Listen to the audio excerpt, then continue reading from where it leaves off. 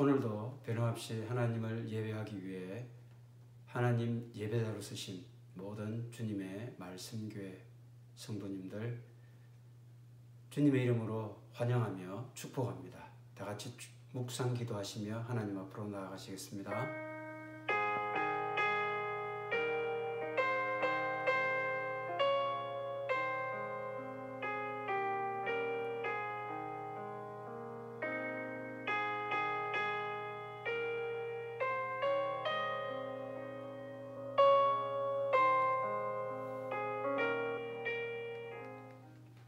하나님이 참으로 땅에 거하시리이까 하늘과 하늘들의 하늘이라도 주를 용납하지 못하겠거든 하물며 내가 건축한 이 성전이오리이까.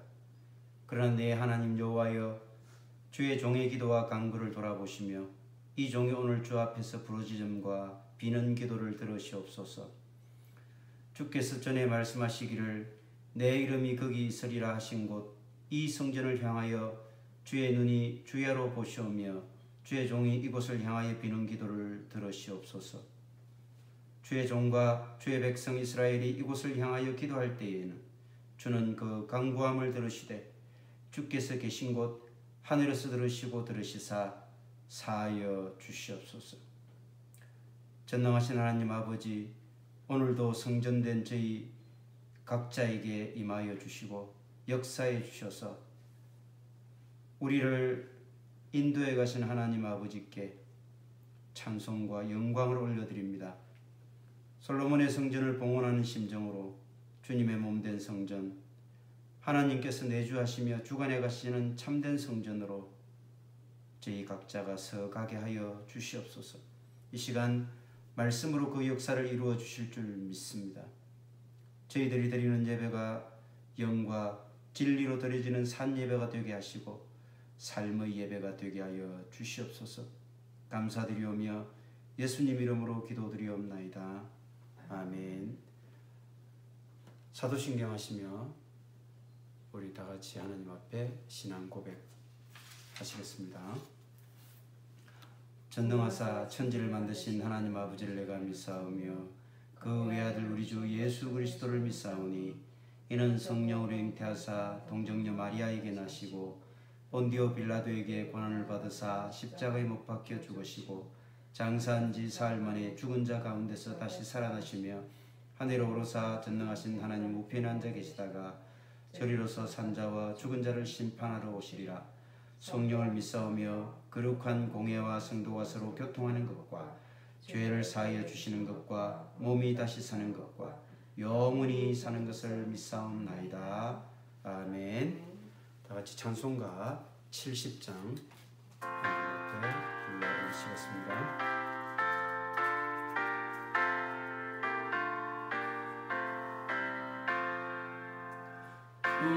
피난처에 있으니 환난을 당한 자이리오라. 땅들이 변하고 물결이 일어나 산 위에 넘치되 두렵잔데 이방이 떠들고 나라들 모여서 진동하나 우리 주 목소리 한 번만 바라면 천하의 모든 것 망하겠네. 만유주 하나님 우리를 도우니 피난처요. 세상의 난리를 그치게 하시니 세상의 창금이 쓸데없네.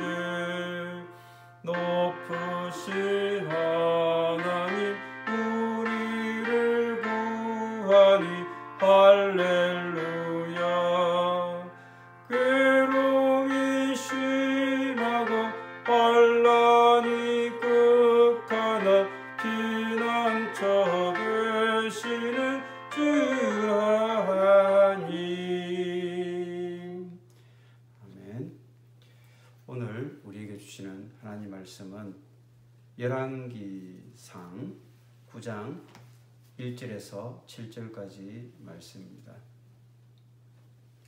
열왕기상 9장 1절에서 7절까지 말씀, 각자 댁에서 예배 드시는 모든 분들이 직접 본문을 열어서 한 목소리로 하나님 앞에 봉독해 올리도록 하겠습니다. 열왕기상 9장 1절 제가 봉독합니다. 솔로몬이 여호와의 성전과 왕궁 건축하기를 마치며 자기가 이루기를 원하던 모든 것을 마친 때에 여호와께서 전에 기브온에서 나타나신 같이 다시 솔로몬에게 나타나사 여호와께서 그에게 이르시되 내 기도와 내가 내 앞에서 간구한 바를 내가 들었은즉 나는 내가 건축한 이 성전을 거룩하게 구별하여 내 이름을 영원히 그곳에 두며 내 눈길과 내 마음이 항상 거기에 있으리니 내가 만일 내 아버지 다윗이 행함같이 마음을 온전히 하고 바르게 하여 내 앞에서 행하며 내가 내게 명령한 대로 온갖 일에 순종하여 내 법도와 율례를 지키면 내가 내 아버지 다윗에게 말하기를 이스라엘의 왕위에 오를 사람이 내게서 끊어지지 아니하리라 한 대로 내 이스라엘의 왕위를 영원히 경고하게 하리니와 만일 너희나 너희의 자손이 아주 돌아서서 나를 따르지 아니하며 내가 너희 앞에 둔 나의 계명과 법도를 지키지 아니하고 가서 다른 신을 섬겨 그것을 경배하면 내가 그들에게 준 땅에서 끊어버릴 것이요 내 이름을 위하여 내가 거룩하게 구별한 이 성전이라도 내 앞에서 던져버리리니 이스라엘은 모든 민족 가운데에서 속담거리와 이야기거리가 될 것이며. 아멘. 오늘 우리에게 이제 주시는 이 말씀을 통하여 하나님께서는 얼마나 신실하신가, 그리고 또 하나님께서는 진정 우리에게 무엇을 원하고 계신가, 우리가 하나님 앞에 인정받고 복된 인생이 되기 위해서는 과연 우리는 어떻게 하나님 앞에 나아가며 하나님을 섬기며 살아가야 할 것인가, 이런 내용들을 주어진 말씀을 통하여 우리가 같이 나누면서 그렇게 은혜 나누는 시간 되기를 원합니다. 솔로몬은 우리가 잘 아는 것처럼 통일 왕국의 마지막 왕입니다. 솔로몬이 왕이 되기 전에 여러 가지 사건들이 많이 있었죠. 다윗이 많은 곤경을 겪고 어려움을 겪었습니다. 다윗이 나이가 많아 늙었을 때에 그의 아들인 아도니아가 다윗에게 반란을 꾀했습니다. 아도니아의 그 반란을 제압하고 이제 완전히 이스라엘의 왕권을 확립한 솔로몬, 그의 아버지 다윗의 유언대로 그의 대적자들이었던 요압 장군을 제거하고 아도니아 역시 처음에는 살려주었지만 그가 무리하게도 그의 아버지 다윗의 마지막을 지켰던 수냄 여인 아비삭, 그 아비삭을 요구하는 참으로 어처구니 없는 그런 요청에 화가 난 솔로몬이 아도니아를 역시 또한 제거하게 되죠. 그리고 또 다윗이 도망갈 때에 나루트까지 쫓아와서 다윗을 저주하며 욕하며 그렇게 다윗을 힘들게 했던 시므이, 그 시므이도 또한 예루살렘 안에 거하도록 조건을 부여하고 살려주었지만 결국 그가 그의 종을 찾으러 가는 그런 사건이 있었는데 그 사건으로 말미암아서 예루살렘을 벗어나게 되었고, 그래서 솔로몬의 조건에 위배된 그 시므이를 솔로몬은 역시 제거하게 됩니다. 이렇게 착착 주변의 모든 반란 세력들을 다 제거하면서 왕권을 공고히 하게 된 솔로몬. 그 솔로몬이 이제 하나님 앞에 제사를 드리고 또 그가 하나님 앞에 무엇을 해야 될 것인가 생각했을 때 제사를 드린 솔로몬에게 하나님께서는 무엇을 너가 구하는가 라고 물었을 때 하나님, 제가 많은 백성들을 이끌고 올바르게 통치를 할 수 있는 그런 지혜를 주십시오. 그 지혜라고 하는 것이 개역 개정에는 듣는 마음, 레브 쇼메아 이렇게 되어 있습니다. 레브 쇼메아, 듣는 마음. 그래서 discerning heart. 이 듣는 마음이라고 하는 것은 백성들의 여러 가지 옳고 그름에 대한 그 분별력을 갖춘 중요한 그런 이제 자세가 되겠죠. 그것을 요구했습니다. 참 이때만 해도 솔로몬은 굉장히 겸손한 사람이었습니다. 하나님 앞에서 순수한 그런 모습으로 하나님 앞에 일천의 번제를 드리면서 하나님의 그런 전에 자신을 조아리는 그런 모습을 보여주었습니다. 그러면서 열왕기 3장 보니까 이렇게 기록하고 있습니다. 종은 작은 아이라 출입할 줄을 알지 못하고 스스로를 작은 아이라고 이렇게 평가하면서 제가 무엇을 해야 할지 모릅니다. 하나님 그러니까 저에게 듣는 마음을 주셔서 백성들을 재판해서 선악을 분별하게 해주십시오. 이런 요청을 하죠. 하나님께서 얼마나 그 솔로몬의 요청이 귀했던지 하나님께서 그렇게 말씀을 주십니다. 그 말씀이 주의 마음에 든지라. 하나님 말씀 마음이 쏙 들었어요. 그러니까 결국 우리가 기도하는 내용들은 하나님 왜 안 들어주십니까? 라고 하는 것이 아니라 사실은 우리가 하나님의 마음에 합당한 기도를 하고 있는가? 이것을 먼저 항상 우리가 기도하기 전에 돌아보아야 될 필요가 있죠. 그래서 많은 사람들이 기도할 때에 보면 하나님 이 기도 꼭 들어주셔야 됩니다. 하나님 이 기도 안 들어주시면 안 돼요. 그러니까 자기가 생각하는 기도, 자기의 어떤 바램과 소망을 담은 기도를 일방적으로 막 구하고 그리고는 자기가 생각하는 대로 응답해 주기를 바라게 되지요. 그러면 하나님께서 여러 가지 상황을 봐서 기다려라 또는 안 돼 이런 사인으로 기도의 응답이 없을 때는 굉장히 하나님 앞에 섭섭해하거나 또 자신의 뜻과 다른 기도가 이렇게 주어지게 될 때 하나님에 대해서 원망하고 이렇게 되는 경우 많죠. 그래서 이제 우리는 언제나 기도의 자세가 지금 이런 솔로몬의 기도처럼 하나님께서 마음에 쏙 들 수 있는 기도, 어떤 기도를 하나님이 기뻐하실까? 이 점을 먼저 우리가 늘 생각하면서 우리가 하나님 앞에 기도자로 서는 것이 정말 중요하다는 것을 알 수가 있겠죠. 이렇게 솔로몬의 기도가 참 하나님 마음에 합할 정도로 이렇게 하나님의 사람으로 나타난 솔로몬. 그래서 그가 이제 하나님 앞에 해야 될 일이 무엇인가를 곰곰이 생각하게 되었죠. 그것은 바로 부친 다윗이 그렇게 소망했던 하나님 성전을 지어서 하나님께 봉헌하는 것이었습니다. 그래서 하나님, 제가 우리 아버지 다윗께서 그렇게 원하셨던 하나님의 전을 건축하겠습니다. 이렇게 하나님 앞에 기도하면서 이제 성전 건축을 시작하게 되는 것이죠. 자, 사실 다윗도 솔로몬도 하나님 성전을 건축하고자 했던 것, 이것은 정말 우리가 생각해 보면 굉장히 귀한 일이라고 생각해 볼 수도 있지만 어찌 보면 또 한편 생각해 보십시오. 하나님께서 정말 이렇게 눈에 보이는 가시적인 건물 이것을 짓기를 원하셨을까?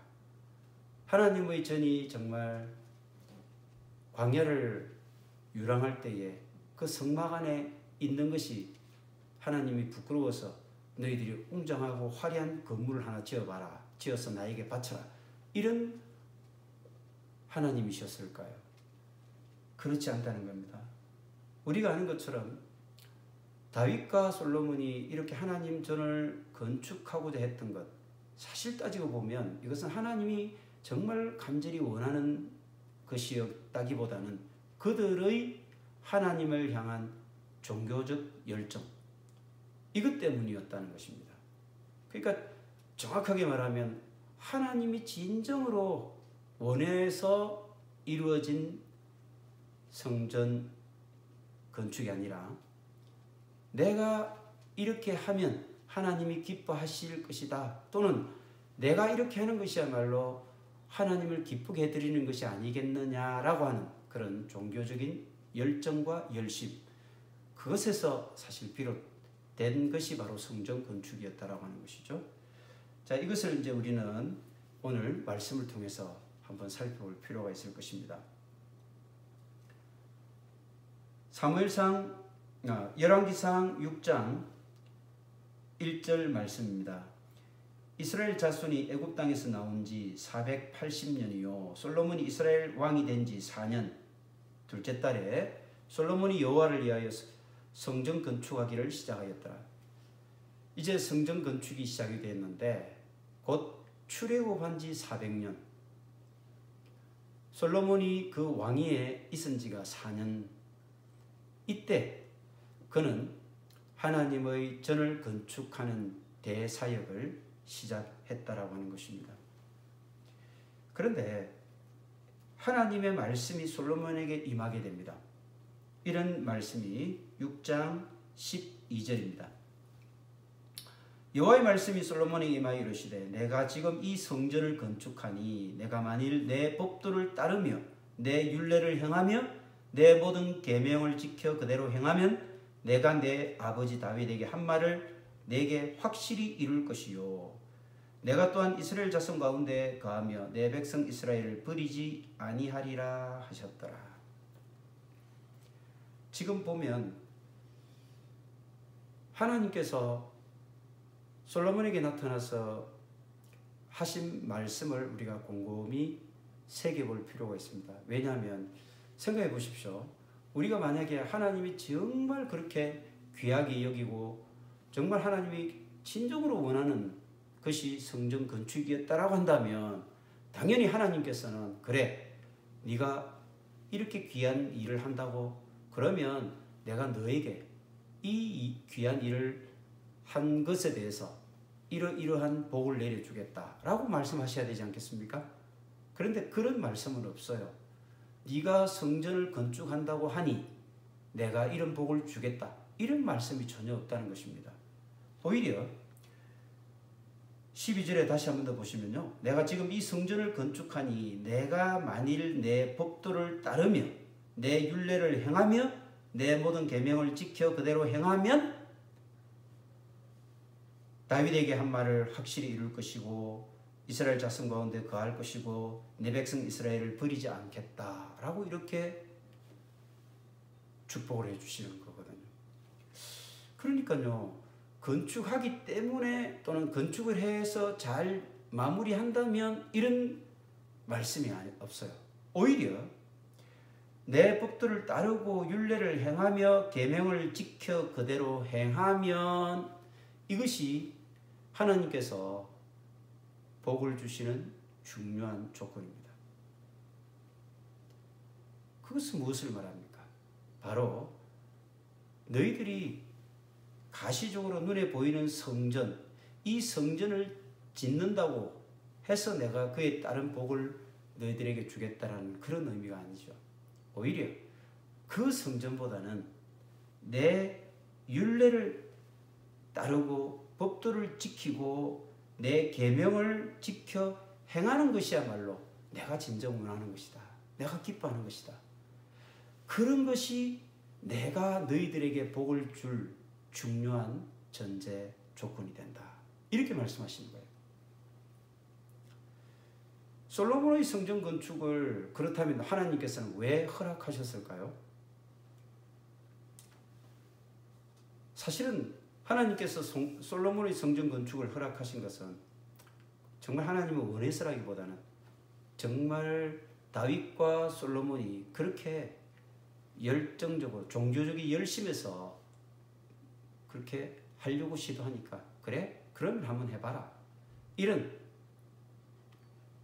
하나님의 성인이라기보다는 그래 그렇다면 한번 해봐. 이런 허용의 정도로 하나님께서 받아들이신 것입니다. 하나님께서는 정말 이 건축 과정을 통해서 무엇을 원하셨을까요?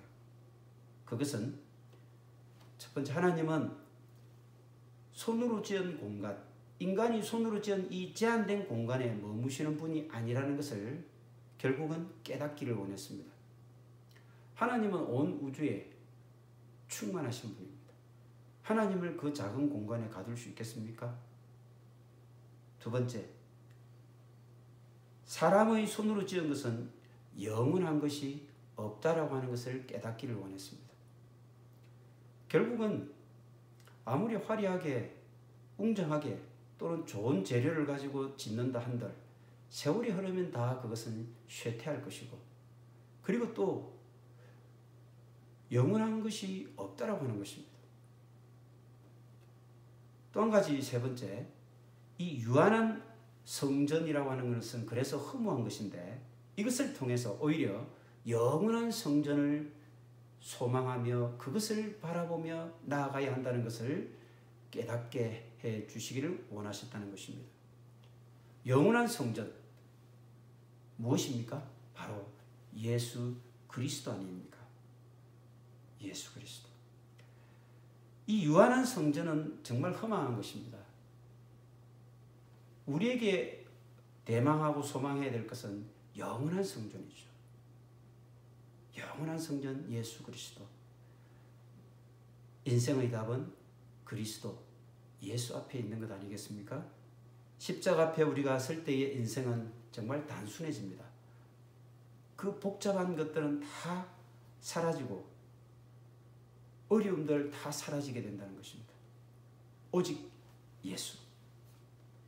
요즘 정말 일사각오의 신앙, 또 십자가만을 바라보며 십자가만을 인생의 전부로 그렇게 생각하는 외침들이 약해지고 있고 사라져가고 있는 그런 현실을 우리가 주위에서 볼 때 많이 하나님의 마음이 어떨까 생각해 볼 수 있겠죠.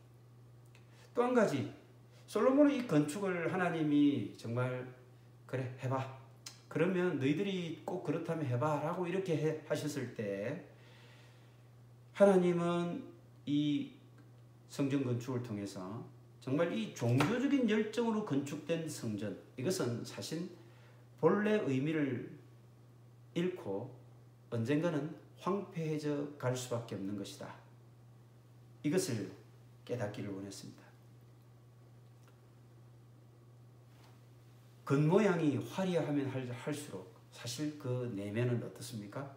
더욱 피폐해져 가고 황폐해져 갈 수밖에 없다라고 하는 것이죠. 사실 솔로몬의 아들 르호보암이 왕위에 올랐을 때 애굽 왕 시삭이 예루살렘으로 쳐들어왔습니다. 그리고는 그 애굽 왕 시삭에 의해서 예루살렘이 철저하게 침략을 당했습니다.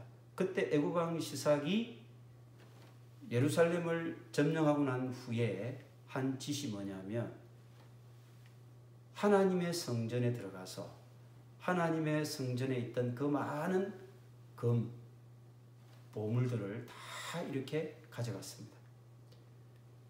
결국은 솔로몬 시대 때 그렇게 흔하고 흔하던 그 금, 은, 보화들, 그것으로 다 도색하고 다 이렇게 장식을 했지만 어느 순간 결국은 빼앗겨버리고 도난당하고 독을당하고 다 없어져 버렸습니다. 솔로몬 시대 때 그렇게 자랑했던 금방패가 있었습니다. 금방패가 금으로 만든 방패였는데요. 그 성전에 들어가거나 궁전에 들어가면 그 시위대들이 그걸 들고 환호를 하죠. 그러면 금방패에서 이 햇빛을 받아서 반사되는 그 빛이 어떻겠습니까? 번쩍번쩍하면서 굉장히 큰 화려함과 위용을 자랑했겠죠. 그런 금방패도 다 빼앗겨버렸습니다. 그래서 그 아들 르호보암은 대신에 노스로 청동으로 만든 방패를 만들어서 거기에 안치를 하기도 했죠. 이런 식으로 사실 이 종교적인 열정으로 건축이 된 성전이라고 하는 것은 그 본래의 의미가 결국은 퇴색되고 잊혀져가고 황폐해져 갈 수밖에 없다라고 하는 것입니다. 이것을 사실은 하나님께서는 솔로몬의 그 성전 건축을 통해서 깨닫기를 원하셨던 것입니다.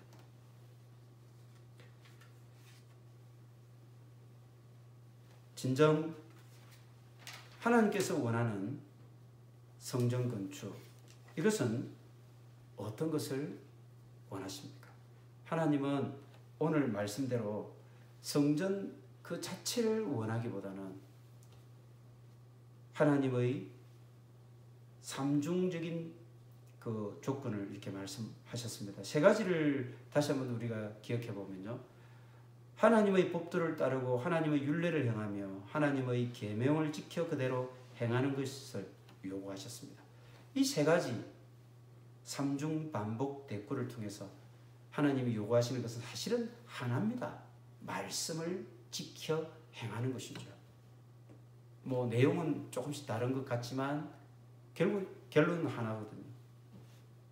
하나님께서 가르치시고 교훈하시는 그런 여러 가지 원칙들이 있습니다. 십계명이라든지 모세 오경이라든지, 그리고 하나님께서 시내산에서 이렇게 지키라고 하셨던 말씀들이라든지, 이런 율법, 율례, 규례, 이런 법도, 이런 것들을 다 지켜서 행하는 것, 따르는 것, 이것이 바로 하나님께서 진정 원하시는 것이라는 것이죠. 우리 눈에 보이는 그런 성전, 화려하고 아주 웅장하게 짓는 성전, 그것이 하나님을 위하는 것이 아니라고 하는 것을 우리는 기억할 필요가 있습니다. 그럼에도 불구하고 요즘 한국 많은 교회들, 또 대형 교회들을 보면 그렇게 웅장하고 그렇게 큰 건물들을 짓는데 많은 돈을 들여서 하나님의 성전 건축이라는 이름으로 그렇게 시행되고 있는 것을 우리가 목격하곤 했지 않습니까? 그런데 그 결과는 어떻습니까? 그 하나님의 성전 공사라고 하는 것, 그것이 다 완성되고 난 뒤에 오히려 그런 대형 교회들은 하나님의 말씀을 지키고 행하는, 하나님의 진정 기뻐하시는 그런 일에는 소홀했다는 것입니다. 그러다 보니까 대형 교회의 어떤 여러 가지 문제점들, 또 그런 데서 오히려 여러 가지 잡음들이 많이 생겨서 하나님의 그런 영광에 이르지 못하고 오히려 하나님 앞에 누가 되는 그런 일들을 우리는 많이 보게 되어졌습니다. 정말 중요한 것, 그런 화려한 건물이 아니라 우리가 하나님 말씀에 순종하는 것, 순종하는 삶을 사는 것, 이것이 하나님이 진정 요구하시는 그런 것이라는 것을 우리가 다시 한번 기억할 필요가 있을 것입니다. 이렇게 세 가지 요구 조건이 이렇게 있었지만 그건 한 가지라고 말씀드렸죠. 말씀, 하나님의 말씀에 순종하며 그 말씀대로 사는 삶, 이렇게 됐을 때 하나님께서는 세 가지 이 복을 또 약속하십니다. 다시 한번 보니까 다윗에게 한 말을 내게 확실히 이룰 것이며, 다윗에게 한 말이 무슨 말씀이었습니까? 바로 우리가 잘 아는 다윗 언약이라고 하는 것이죠. 다윗에게 하나님께서 그런 언약을 말씀하셨습니다. 사무엘하 7장 4절 말씀에 보면, 그 밤에 여호와의 말씀이 나단에게 임하여 이르시되 가서 내 종 다윗에게 말하기를 여호와께서 이와 같이 말씀하시되 내가 나를 위하여 내가 살 집을 건축하겠느냐? 그러면서 쭉 하신 말씀이 이스라엘의 주권자로 삼고 내 이름을 위대하게 만들어 주리라. 내 몸에서 내 씨를 내 뒤에 세워 그의 나라를 견고하게 하리라. 내 이름을 위하여 집을 건축할 것이요 그가 그의 나라 왕위를 영원히 견고하게 하리라. 내 집과 내 나라가 내 앞에서 영원히 보존되고 내 왕위와 영원히 견고하리라 하셨다.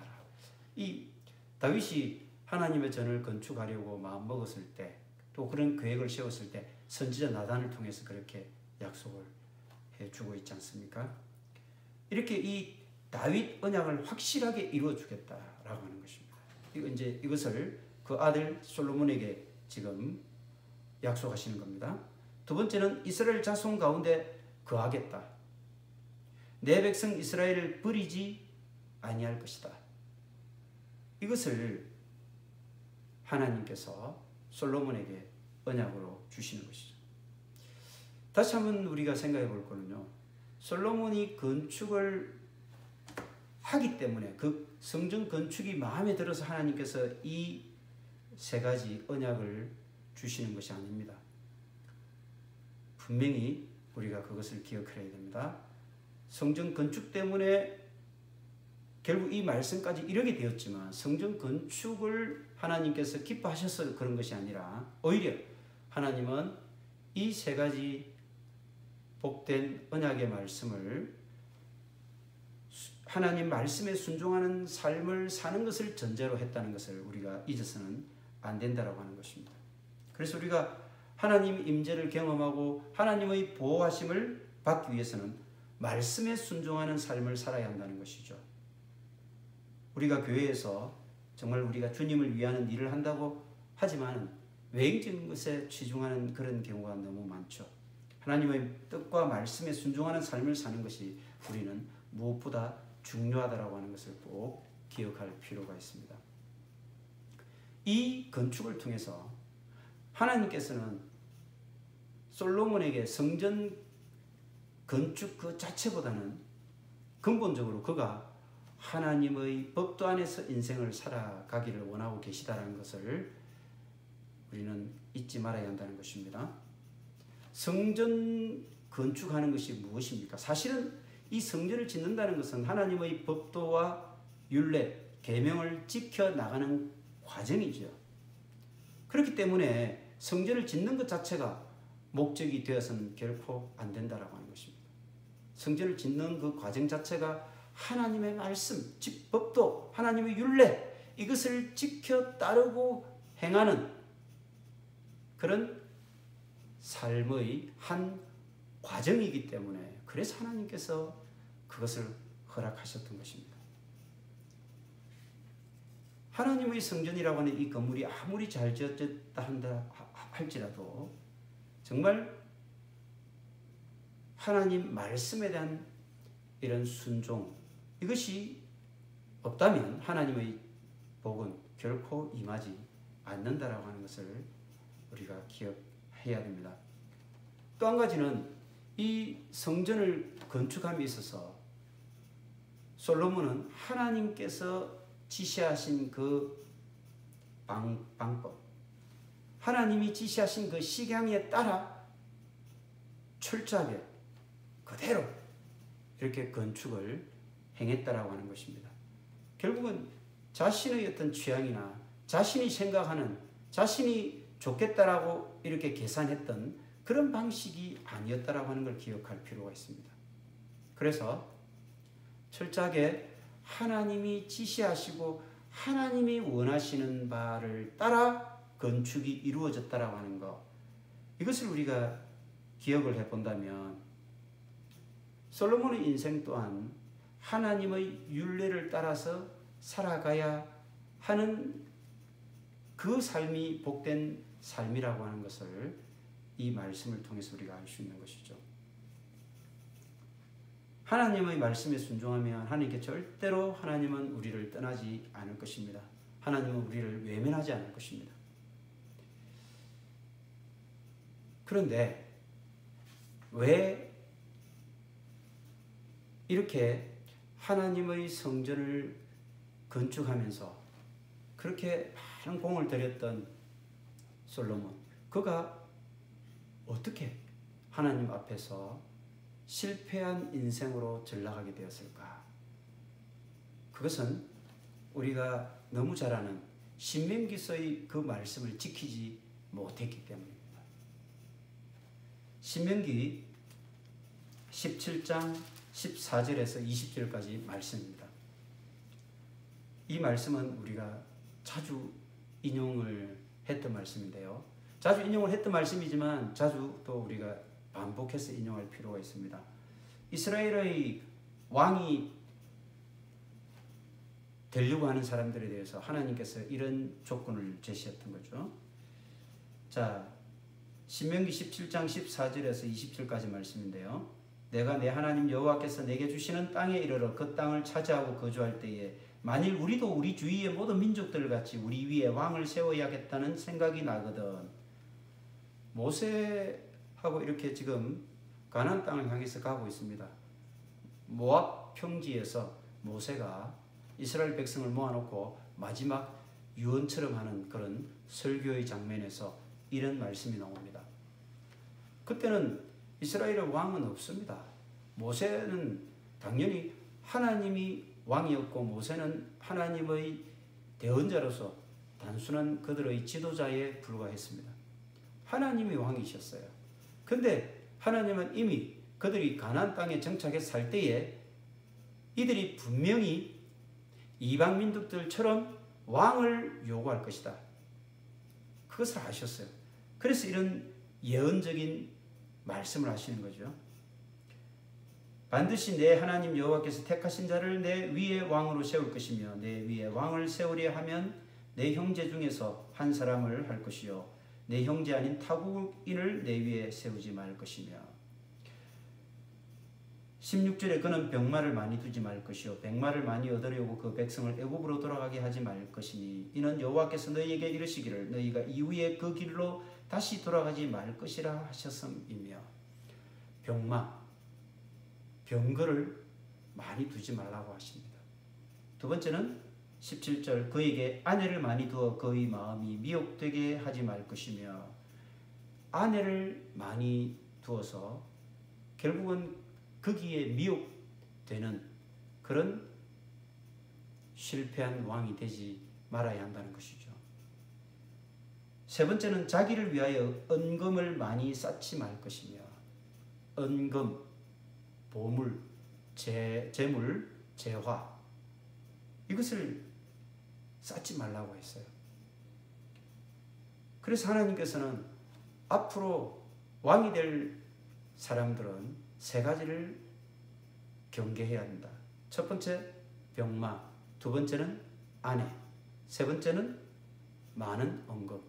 여기서 병마, 아내, 은금을 금지했다라고 하는 것은 전혀 두지 말라는 뜻이 아니라 그것을 많이 두거나 그것들의 욕심을 내거나 그것들의 규모를 늘리려 애써서는 안 된다라고 하는 것입니다.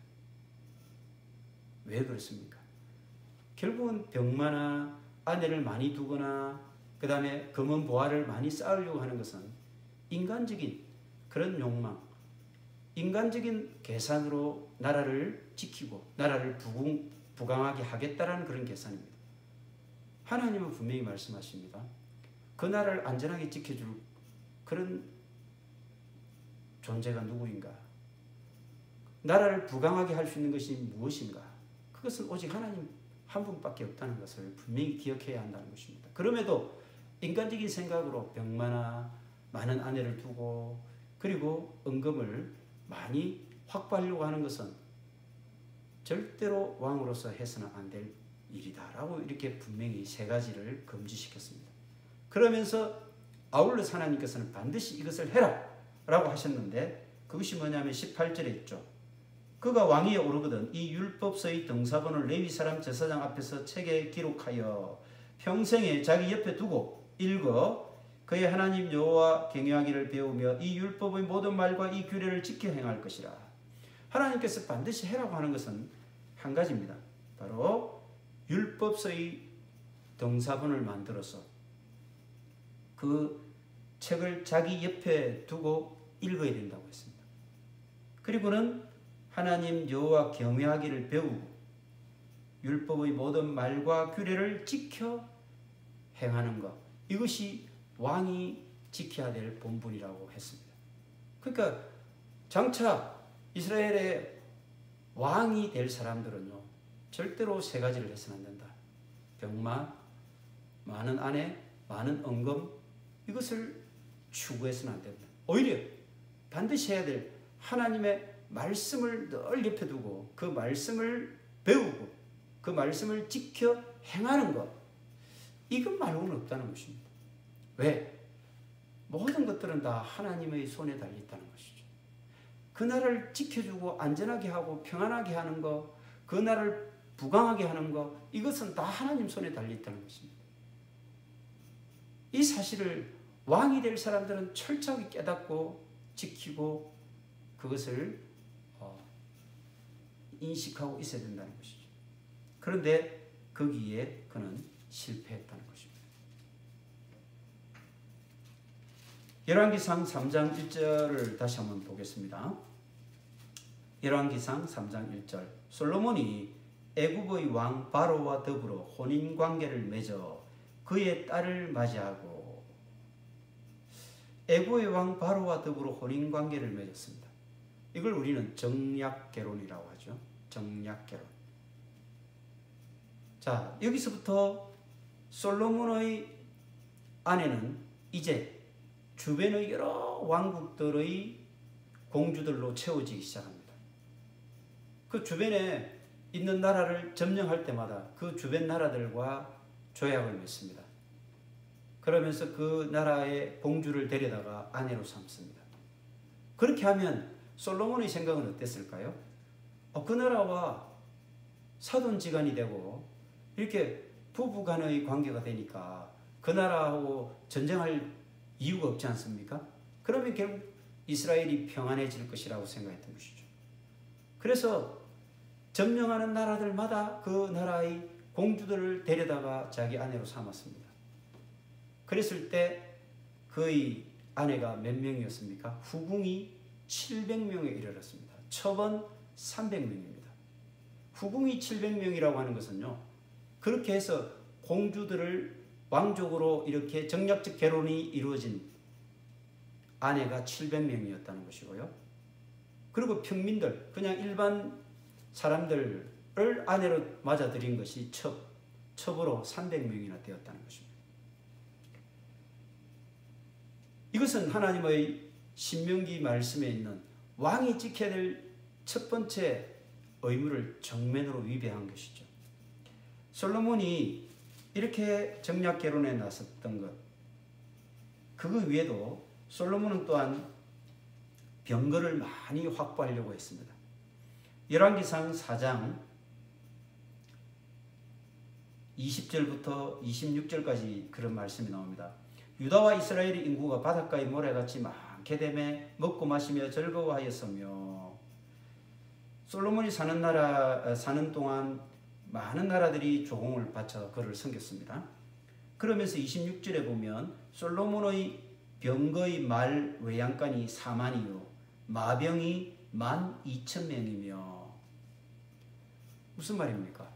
결국은 그 나라를 군사적으로 든든하게 지켜줄 수 있는 그런 말, 그리고 말을 이렇게 기르고 유지하는 외양간, 이게 무려 4만 개였어요. 4만 개. 말을 타고 전쟁을 하는 마병이 12,000명이나 됐습니다. 하나님께서는 분명히 병거를 많이 두지 말라고 하신 것, 그것은 병거에 의존하지 말고 하나님께 의존해야 되는데 그것을 하나님이 경계하셨는데, 이것 또한 솔로몬은 망각해버렸던 것입니다. 솔로몬의 아내들은 어떻습니까? 열왕기상 10장, 자, 서바의 여왕이 솔로몬을 찾아옵니다. 그리고 열왕기상 10장 14절부터 보면 이런 말씀이 나와요. 솔로몬의 세입금의 무게가 금 666달란트. 얼마나 많았던지요. 금이 그냥 너무 흔해 빠질 정도로 지천으로 널려 있었습니다. 상아로 큰 보좌를 만들고 방패를 만들고 금으로 방패를 만들고 그릇이 다 금으로 되어 있었고요. 이렇게 솔로몬의 재산과 지혜가 무궁무진했다는 것입니다. 사실 하나님으로부터 받은 그 지혜를 가지고 솔로몬은 이렇게 자기의 재산과 재물을 모으는데 여념이 없었다는 것을 알 수가 있습니다. 계속해서 열왕기상 10장 26절에 보면 솔로몬이 병거와 마병을 모으매 병거가 1400대요 마병이 12,000명이라. 28절 솔로몬의 말들은 애굽에서 들여왔으니 말들을 다 애굽에서 들여왔다는 것입니다. 이것은 애굽 바로의 딸을 그 공주를 자기 아내로 맞이할 때부터 정략 결혼을 할 때부터 이미 솔로몬은 애굽이라고 하는 이 강대국에게 뭔가 군사적으로 또는 정치적으로 그렇게 안전장치를 하고 싶어 했던 것이죠. 그것이 바로 정략 결혼입니다. 정략 결혼을 통해서 이렇게 공주만 아내로 들여온 것뿐만 아니라 동시에 병거, 마병, 말, 준마 이런 것까지 다 다시 도입을 했다는 것입니다. 11장에 보면 본격적으로 솔로몬의 수많은 아내에 대해서 나옵니다. 솔로몬이 바로의 딸 외에 이방의 많은 여인을 사랑하였으니 곧 모압과 암몬과 에돔과 시돈과 헷 여인이라. 주변 여러 이런 족속들과 결국은 정략 결혼을 맺었다는 것입니다. 그들의 공주들을 다 자기 아내로 삼았는데 하나님께서 일찍이 여러 백성에 대하여 이스라엘 자손에게 말씀하시기를 너희는 그들과 서로 통혼 말며 그들도 너희와 서로 통혼하게 하지 말라. 그들이 반드시 너희 마음을 돌려 그들의 신들을 따르게 하리라 하셨으나 솔로몬이 그들을 사랑하였더라.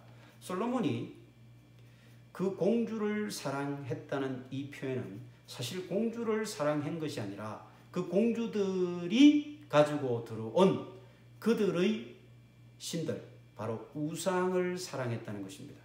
굉장히 무서운 말씀이에요. 왕은 후궁이 700명이요 첩이 300명이라 그 여인들이 왕의 마음을 돌아서게 하였더니 왕의 마음을 돌아서게 한 것 이것은 그 여인들의 여자적인 어떤 매력이나 그런 생리를 말하는 것이 아니라 바로 그들이 섬기고 있었던 그들의 신들을 솔로몬이 서서히 자신도 모르게 그들의 신들을 숭배하며 따르게 되었다는 그런 표현입니다. 사실에 솔로몬의 나이가 많을 때에 그 여인들이 그의 마음을 돌려 다른 신들을 따르게 하였으므로 솔로몬의 나이가 많았다는 것은 물론 생물학적인 나이를 말하기도 하지만 이렇게 나이가 많아지면 어때야 됩니까? 우리는 나이 50을 지천명 하늘의 뜻을 아는 나이라고 그렇게 공자가 얘기를 했다고 하지 않습니까? 뭐 40은 불혹, 유혹에 넘어가지 않는 나이고 50은 지천명이고 60은 이순이라 해서 뭐 기가 부드러워지면서 많은 사람들의 말을 이렇게 귀를 기울이며 공감 능력을 크게 확대해 나가는 그런 나이가 된다. 이렇게 얘기를 합니다. 인생은 나이가 들면은 인격이 높아지고 도량이 넓어지고 그래서 더 많은 사람들에게 덕을 세우는 사람이 저절로 됩니까? 그렇지 않았습니다. 바로 솔로몬이 그랬습니다. 이렇게 나이가 들어가면서 오히려 그는 영적 분별력을 상실해 갔다는 것입니다. 영적인 총명함이 영적인 노쇠함으로 바뀌어 갔다는 것이죠. 그래서 그는 그가 아내로 두었던 수많은 이방의 여인들에 의해서 그들이 들고 들어온 이방의 우상들을 섬기며 그들에게 빠져들어갔다라고 하는 것이죠. 자, 이렇게 솔로몬은 신명기에서 철저하게 금했던 하나님의 세 가지 금기사항, 그것을 오히려 반대로 역행하면서 그것을 추구해가는 참으로 비극적인 주인공이 되고 말았습니다. 그러면서 점점 하나님 말씀에는 멀어져 간 것입니다. 이것이 솔로몬이 실패한 왕으로, 실패한 인생이 되고 말았던 그런 핵심적인 길이었다라고 하는 것입니다. 이제 우리는 다시 한 번 더 오늘 말씀을 정리해 봅시다. 하나님께서 진정으로 원했던 것은 성전 건축이 아니었습니다. 겉으로 보이는 건물이 아니었다는 것이죠.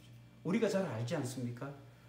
온전한 우리의 성전은 누구입니까? 오직 예수 그리스도 한 분밖에 없지 않습니까? 요한복음 2장 19절, 예수께서 대답하여 이르시되 너희가 이 성전을 헐라 내가 사흘 동안에 일으키리라. 유대인들이 이르되 이 성전은 46년 동안 지었거늘 네가 3일 동안에 일으키겠느냐? 이 성전은 헤롯 성전을 말합니다.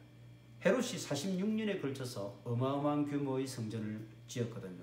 그때 예수님이 그런 말씀을 안 하십니까?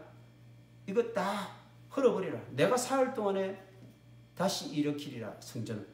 그 성전은 뭘 말한다고 했습니까? 21절. 그러나 예수는 성전된 자기 육체를 가리켜 말씀하신 것입니다. 진정한 성전은 예수 그리스도, 그분 한 분뿐이며 그분이 오셨을 때 비로소 완전한 성전이 이루어진 것입니다. 그러므로 예수 그리스도의 각 마디마디 지체된 우리 그리스도인들 역시 우리 각자가 성전이 되어 있지 않습니까? 고린도전서 3장 16절 17절 말씀 이렇게 나옵니다. 너희는 너희가 하나님의 성전인 것과 하나님의 성령이 너희 안에 계시는 것을 알지 못하느냐? 누구든지 하나님의 성전을 더럽히면 하나님이 그 사람을 멸하시리라. 하나님의 성전은 거룩하니 너희도 그러하니라. 우리가 예수 그리스도를 주로 모시는 순간 우리 자신들 또한 그분의 지체들 각 마디마디가 되는 겁니다. 예수님이 교회의 머리 되시고 우리가 각 마디잖아요. 결국은 예수님이 성전이 되셨다면 그 마디마디로 연결되어 있는 우리 역시 성전이라는 것입니다. 그렇기 때문에 하나님이 진정 원하시는 것은 그런 눈에 보이는 가시적인 화려한 웅장한 건물 이것이 아니라는 것입니다.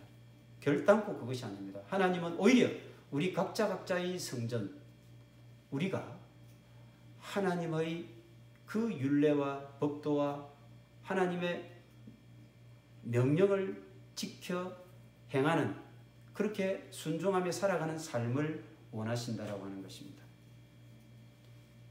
말씀에 순종하면 하나님께서는 절대로 우리를 떠나지 않고 외면하지 않으신다고 분명히 약속하셨다고 말씀드렸죠. 우리가 생각해 보십시오. 완전한 성전은 예수 그리스도입니다. 하나님은 만유의 주인이시잖아요. 그렇기 때문에 사실은 어느 피조물과도 약속을 하실 필요가 없는 분이에요. 그럼에도 불구하고 하나님은 스스로가 피조물인 인간과 약속을 하셨습니다. 그리고는 스스로 그 약속의 구속을 받으셨어요. 완전한 성전을 통해서 너희들 또한 성전되게 하겠다.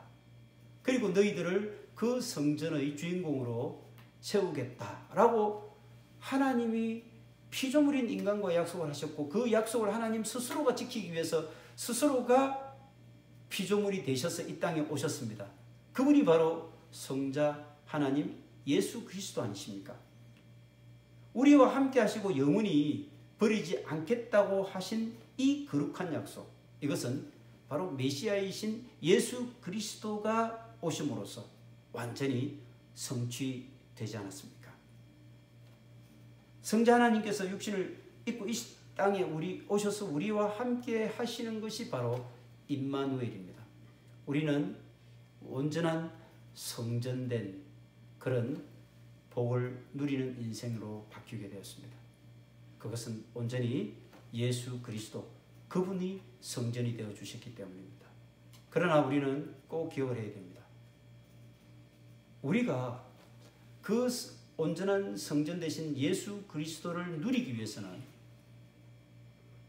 중요한 것이 바로 하나님의 말씀을 지키고 그 율례를 따라 행하고 그 법도를 지켜 행하는 삶을 사는 것, 이것이 우리가 성전된 인생을 살아가는 중요한 전제가 된다라고 하는 것을 오늘 말씀을 통해서 우리가 꼭 기억하면서 이 말씀대로 성전으로 살아가는, 성전으로 우리가 승리하는, 또 성전된 그런 그리스도인으로 한 주간을 승리로 살아내는 우리 모두가 되기를 간절히 축원드립니다. 다 같이 말씀을 생각하면서 430장 찬양하시겠습니다.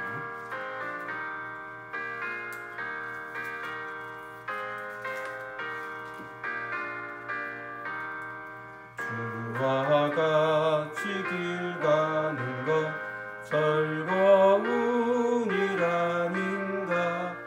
우리 주님 걸어가신 발자취를 밟겠네. 한 걸음 한 걸음 주 예수와 함께 날마다 날마다 우리 걸어가리. 어린아이 같은 우리 미련하고 약하나 주의 손에 이끌리어 생명길로 가겠네. 한 걸음 한 걸음 주 예수와 함께 날마다 날마다 우리 걸어가리. 꽃이 피는 들판이나 험한 골짜기라도 주가 인도하는 대로 주와 같이 가겠네. 한 걸음 한 걸음 주 예수와 함께 날마다 날마다 우리 걸어가리. 옛 선지자의 녹같이 우리들도 천국에 떨려 올라갈 때까지 주와 같이 걷겠네. 한 걸음 한 걸음 주 예수와 함께 날마다 날마다 우리 걸어가리. 아멘. 오늘 우리에게 주신 말씀을 한 번 더 우리가 상기하기 원합니다.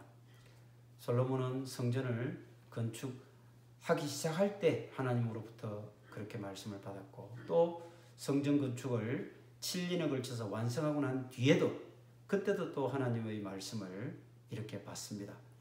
동일한 하나님의 말씀의 핵심이 어디에 있는가, 이걸 다시 한번 우리가 열왕기상 6장과 9장을 통해서 성전을 건축할 때와 성전을 마쳤을 때 하나님에게 임했던 그 솔로몬에게 임했던 하나님의 말씀이 초점이 어디에 있는가를 꼭 기억하면서 우리 모두가 그런 복된 인생으로 살아가는 한 주간 되기를 원합니다. 다 같이 기도하겠습니다.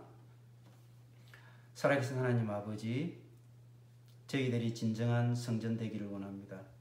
예수 그리스도가 성전 되어 주셨듯이 제자된 저희들도 그 길을 따르게 하여 주시옵소서.